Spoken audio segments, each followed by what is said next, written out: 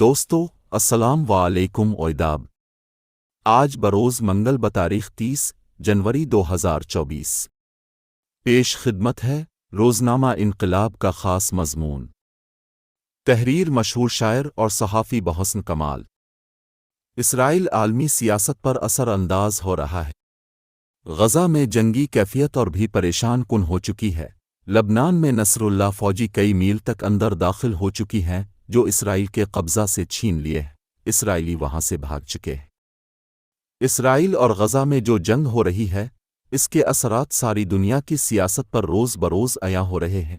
یہ اب عربوں اور اسرائیلیوں کے لیے ہی ایک مسئلہ نہیں رہ گیا ہے۔ عرب دنیا سے باہر بھی اس کے اثرات دیکھے جا سکتے ہیں۔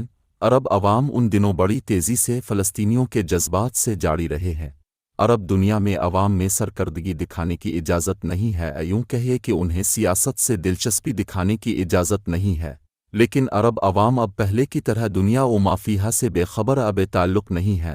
سیاست سے عوام کی جو دلچسپی اب قائم ہو رہی ہے اس کی جھلک کسی بھی دن زندگی کے ہر شعبے میں دکھائی دے گی۔ اسرائیل اور غزہ کی صورتحال ہمارے ملک پر بھی اپنا اثر دکھلا رہی ہے، لیکن فی الحال یہ ذکر ہم کسی اور وقت کے لیے اٹھا رکھتے ہیں۔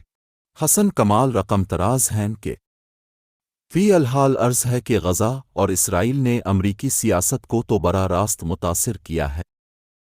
جیسا کہ جانا جاتا ہے امریکہ میں دو ہی پارٹیاں ہیں اور اقتدار کے لیے جنگ بھی انہی دو میں رہتی ہے۔ یہ دو پارٹیاں ڈیموکریٹ اور چھوٹی ریپبلکن ہیں۔